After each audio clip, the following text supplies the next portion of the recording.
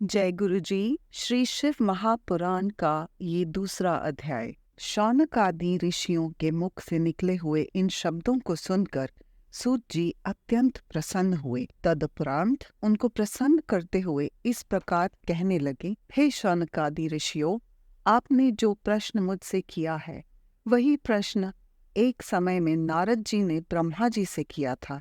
उस समय श्री ब्रह्मा जी ने उन्हें समुचित उत्तर देकर प्रसन्नता प्रदान की थी। मैं आपसे वही प्रसंग करता हूँ। फिर उन्होंने ये बताया, एक बार देवर्षि नारद जी तपस्या करने के निमित्त हिमालय पर्वत पर जा पहुँचे और वहाँ श्री गंगा जी के तट पर बैठकर अत्यंत कठिन तपस्या करने लगे। उन्होंने निश्चल भाव से सहस्त्रों वर्षों तक घोर तपस्या की। उनकी उस उग्र तपस्या को देखकर देवताओं के राजा इंद्र अत्यंत भयभीत हुए। उन्होंने ये समझा कि नारद जी मेरे इंद्रासन पद की प्राप्ति के लिए ही संभवतः ऐसी कठिन तपस्या कर रहे हैं। इसलिए इंद्र ने भयभीत होकर ये विचार किया कि मुझे किसी प्रकार नारद जी की तपस्या में विघ्न डालना चाहिए। ये निश्चय कर उन्होंने अपने मित्र कामदेव को अपने पास बुलाया। जब कामदेव उनके पास आ गए तब उन्होंने उससे संबोधित करते हुए ये कहा, हे मित्र, तुम्हारी सहायता से मैंने अनेक अहंकारियों के अहंकार को नष्ट किया है। इस समय नारद जी हिमालय पर्वत पर बैठे हुए शिव जी की तपस्या कर रहे हैं। मुझे भय है कि कहीं वे अपनी तपस्या द्वारा मेरे इंद्रासन को न छीन लें। अतः तुम कोई ऐसा उपाय करो जिससे नारद जी की तपस्या भंग हो जाए।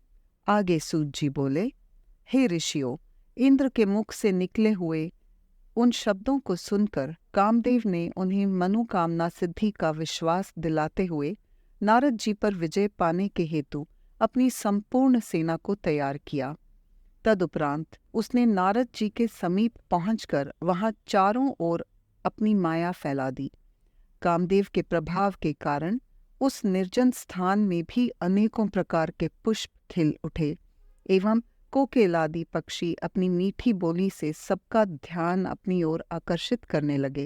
हृदय में कामदेव को जगाने वाली तीनों प्रकार की शीतल मंद सुगंध वायु बहने लगी। अपनी इस विजयिनी सेना को देखकर कामदेव के हृदय में अत्यंत प्रसन्नता हुई। वह अपनी शक्ति भर जो कुछ भी कर सकता था उसे कर चुका, परंतु उसके कृत्यों से नारद जी का मन तनिक भी विचलित नहीं हुआ। हे ऋषियों, नारद जी का मन विचलित न होने का जो कारण था उसे मैं आपको सुनाता हूँ। कारण केवल यही था कि जिस स्थान पर नारद जी बैठे हुए तपस्या कर रहे थे उसी स्थान पर एक बार पहले सदाशिव ने कामदेव को जलाकर भस्म कर दिया था। तदुपरांत उसे जीवित होने का वर देकर ये कहा था कि अन्य स्थानों पर तेरा प्रभाव भले ही हो, परंतु इस स्थान पर कभी कोई प्रभाव नहीं हो सकेगा। यही कारण था जिससे कामदेव निराश एवं लज्जित होकर इंद्र के पास लौट गया और उन्हें अपने निष्फल मनोरथ होने का सब वृतांत कह सुनाया। कामदेव की बात सुनकर देवराज इंद्र की सभा के संपूर्ण सभासद नारद जी की स्तुति एवं प्रशंसा करने लगे। हे ऋषियों, इधर अपनी तपस्या के पूर्ण हो जाने पर नारद जी को योग दृष्टि द्वारा जब ये ज्ञात हुआ कि उन पर विजय प्राप्त करने के लिए यहाँ कामदेव आया था, परंतु वह असफल मनोरथ होकर लौट गया है, तो उनके हृदय में कुछ अहंकार उत्पन्न हो गया। उन्होंने ये समझा कि वे कामदेव से अधिक शक्तिशाली हैं। इस रहस्य को वे नहीं जान सके कि ये मेरा नहीं अपितु इस तपोभूमि का प्रताप है। अस्तु, नारद जी अपने तपोबल पर अत्यंत गर्व करते हुए वहां से उठकर शिव जी के पास जा पहुंचे और अत्यंत प्रसन्न होकर उन्होंने अपनी तपस्या का सब हाल सुनाने लगे। नारद जी की बात सुनकर शिव जी ने उन्हें समझाते हुए कहा, हे देवर्षि, कामदेव पर विजय पाने की सीमार्थ्य तीनों लोकों में किसी के पास नहीं है। तुमने मुझसे तो ये बात कही, परंतु मैं तुम्हें समझाता हूँ कि तुम विष्णु लोक में जाकर इस बात को मत कह बैठना। तुम इस बात को अपने मन में गुप्त ही रखना। हे ऋषियों, अहंकार में डूबे हुए नारद जी को शिवजी की ये बात अच्छी नहीं लगी। अस्तु वे उनसे विदा लेकर ब्रह्मा जी के समीप जा पहुंचे। वहां भी उन्होंने अपनी प्रशंसा करते हुए तपस्या तथा कामदेव पर विजय पाने का वृतांत कह सुनाया। अपने पुत्र नारद के उस अहंकार को देखकर ब्रह्मा जी ने भी भगवान सदाशिव की भांति उन्हें बहुत कुछ समझाया, परंतु नारद जी के हृदय में अहंकार अपना घर कर बैठा था। इसलिए पिता का समझाना भी उन्हें अच्छा नहीं लगा और वे वहां से उठकर विष्णु लोक में आ पहुंचे। नारद जी को आया हुआ देखकर भगवान विष्णु ने अपने आसन से उठकर उन्हें अपनी कंठ से लगाते हुए पूछा, हे देवर्षि, अब तक आप कहाँ रहे? ये सुनकर नारद जी ने अपनी तपस्या तथा कामदेव पर विजय प्राप्त करने का संपूर्ण वृतांत उनसे भी कह दिया।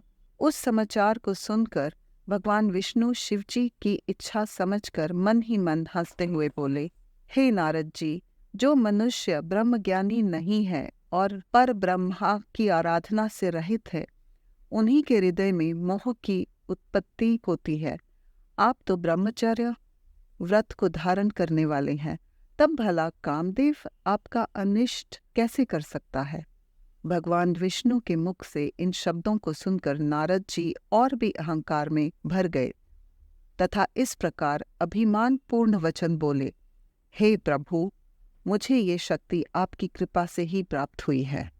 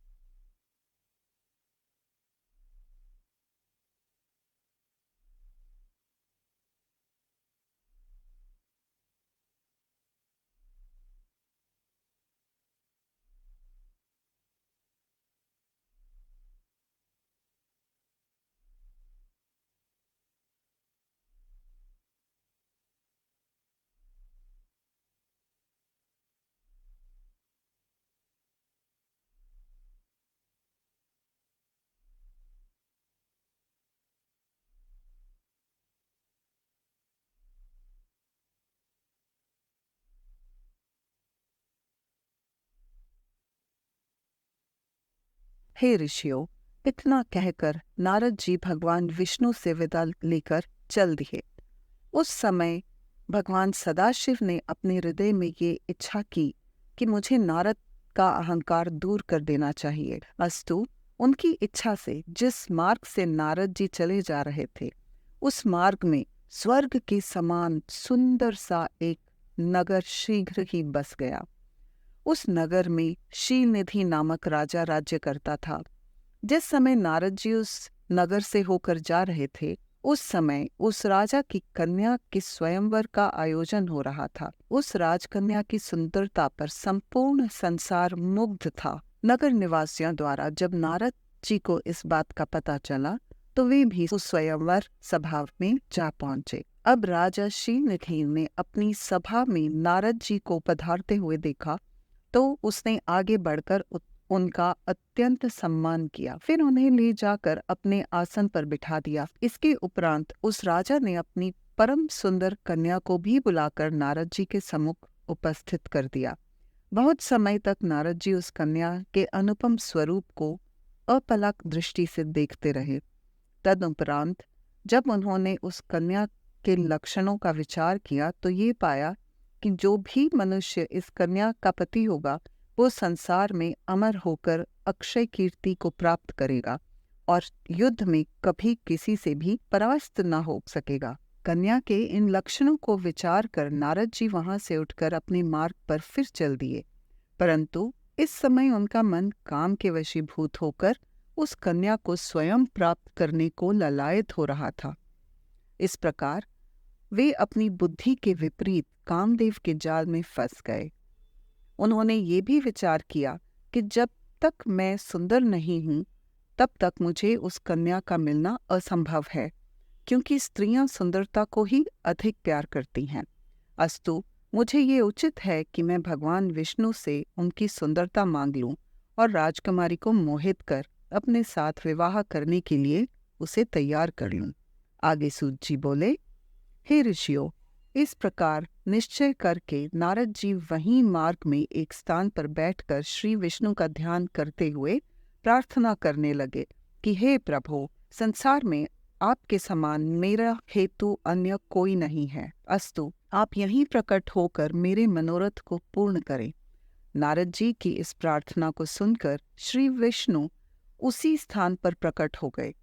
जब नारद जी ने उन्हें अपना मंतव्य सुनाया तो उन्होंने उत्तर दिया, हे नारद, जिस प्रकार वैद्य रोगी की इच्छा के प्रतिकूल भोजन देता है, उसी प्रकार मैं भी आपकी सेवा करूंगा। इतना कहकर श्री विष्णु अंतर्ध्यान हो गए। नारद जी उनके गूढ़ वचनों का भावार्थ नहीं समझ सके।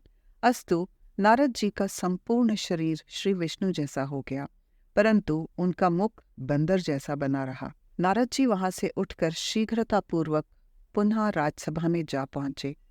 नारद जी बारंबार उचकते हुए मन ही मन ये विचार करके प्रसन्न होने लगे कि अब राजकन्या मुझे छोड़कर अन्य किसी को वरण नहीं करेगी। उस सभा में नारद जी के इस नए स्वरूप को कोई देख नहीं सका, अतः सबने उन्हें नारद समझकर ही प्रणाम किया। भगवान सदाशिव के 2 गण भी ब्राह्मण का रूप धारण किए हुए बैठे थे।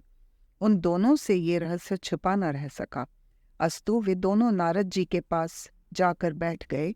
उन्होंने मुस्कुराते हुए नारद जी से कहा, हे मुनि श्रेष्ठ, आपको तो भगवान विष्णु ने अत्यंत सुंदर रूप प्रदान कर दिया है।